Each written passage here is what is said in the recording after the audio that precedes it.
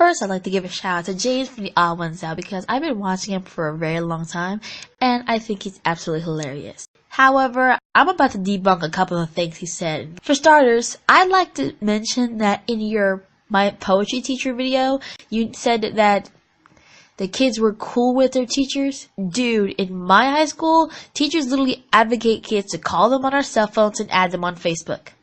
Sit down, get wrecked, James. I am about to put you on a roller coaster ride of how bad public school is compared to preparatory school. You thought you had it bad? My boy, you don't even know the half of it.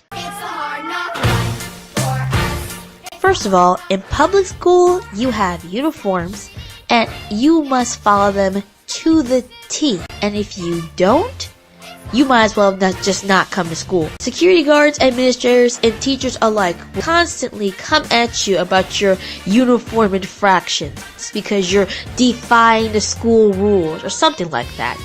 It's crazy how easily you can get in trouble in these schools. And this is just coming from someone who's gone to a public school basically all her academic life.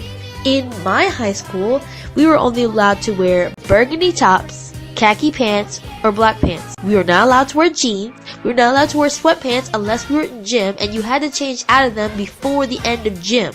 You had to have a specific set of shoes. You weren't allowed to wear any open-toed shoes unless they permitted it at the end of the year, which was rare, may I add you. You were not allowed to wear shorts that came above your knees, or skirts for that matter. You weren't allowed to have ruffles in your skirt. So if you got those little pretty ruffly skirts, nope. You was getting sent home. It didn't matter what color it was. You weren't allowed to wear crop tops, spaghetti straps, anything revealing like that. Even if you had a sweater, you weren't allowed to wear it. And if your sweater wasn't school color, you had to take it off. I remember in middle school, they had a cart that they literally went around to classrooms and took anything that wasn't school color.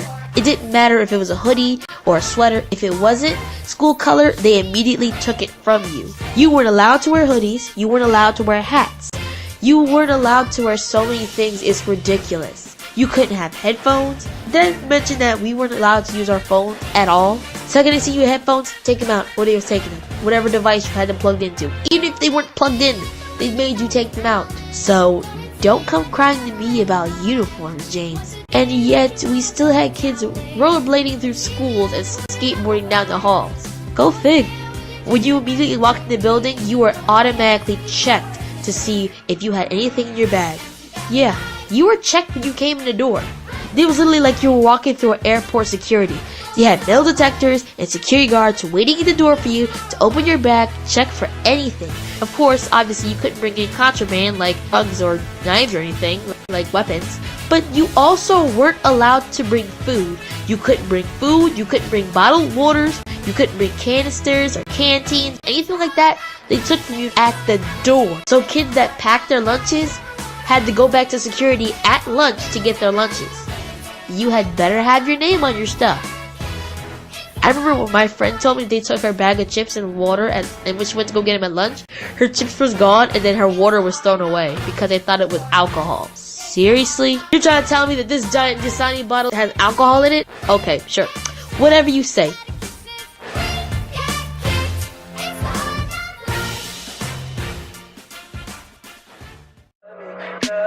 Tell me pretty lies, look me in the face. Tell me that you love me.